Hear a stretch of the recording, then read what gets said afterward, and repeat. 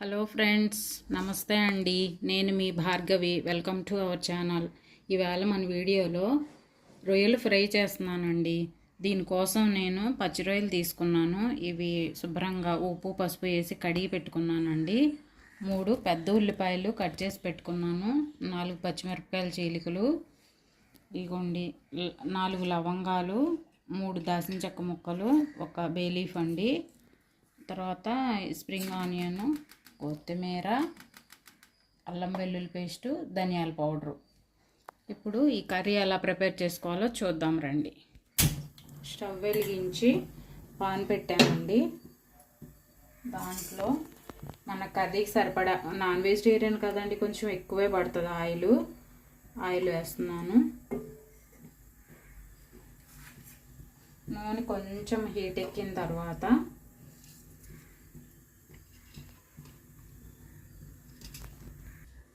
Oil heat ఎక్కిందండి. ఇగోండి ఈ దాల్చిన చెక్క ముక్కలు, ఈ లవంగాలు, ఇదిగోండి ఈ ఆకు వేయడం వల్ల అండి కడుపులో మంటలు రాకుండా ఉంటాయి, ఈజీ డైజెషన్ అవ్వడానికి ఉపయోగపడుతుందండి. అందుకనే నేను ఒక ఆకు వేస్తాను. నాన్ వెజిటేరియన్ ఏ కూరలో అయినా వేస్తాను నేను. ఈ వేగినాయి అండి. ఇప్పుడు ఇందులో ఈ రొయ్యలు వేసేస్తున్నాను.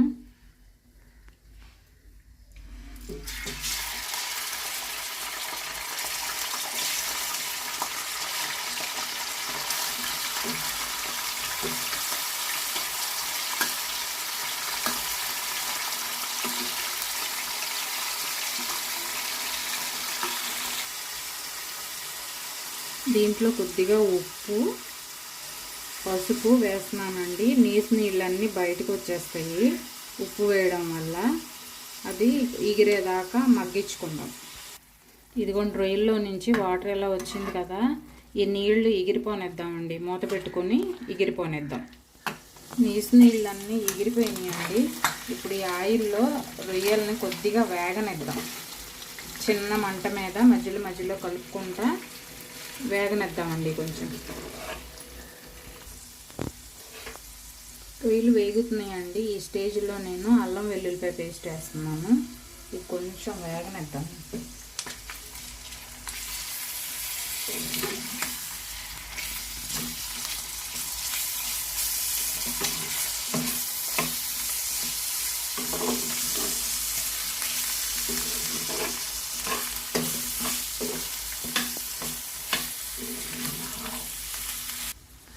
అల్లం వెల్లుల్లి పేస్టు పచ్చివాసన పోయిందండి.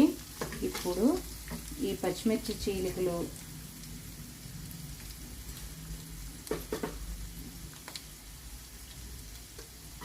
వేసి ఒకసారి కలుపుతాను.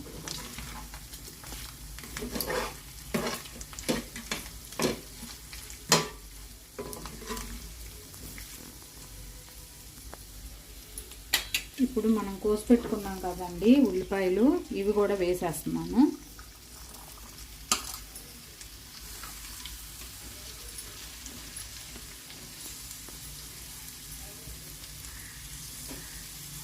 ఒకసారి బాగా కలుపుకున్నాను.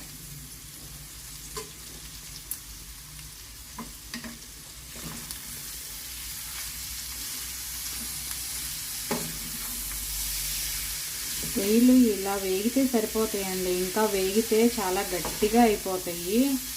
అందుకని నేను ఇంతవరకే వేయించుతాను. ఇప్పుడు ఈ ఉల్లిపాయల్లో మగ్గుతాయి అన్నమాట.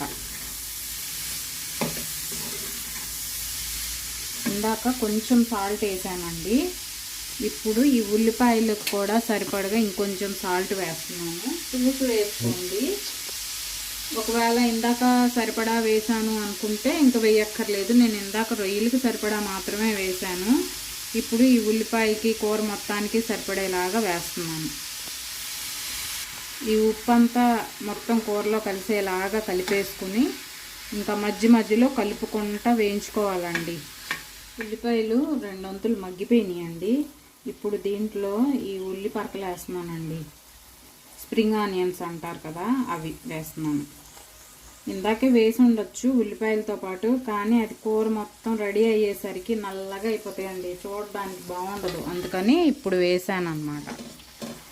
ఇప్పుడు కొంచెం కూర అయ్యేం దాకా గ్రీనిష్గానే ఉంటాయి, అవి చూడడానికి బాగుంటాయి. ఇందులో ఇప్పుడే కారం కూడా వేసేస్తున్నాను.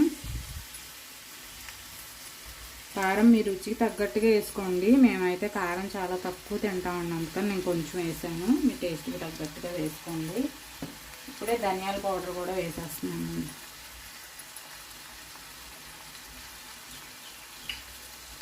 ఒకసారి మొత్తం కలిపేసుకుందాం.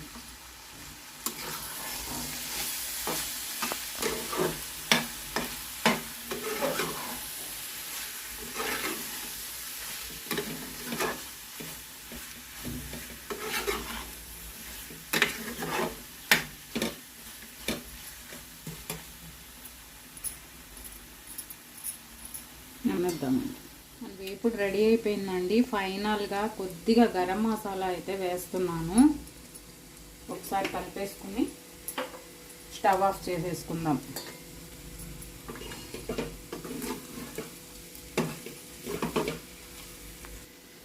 అయిపోయిందండి, నేను స్టవ్ ఆఫ్ చేసేస్తున్నాను. దీన్ని సర్వింగ్ బౌల్లోకి తీసుకుందాము.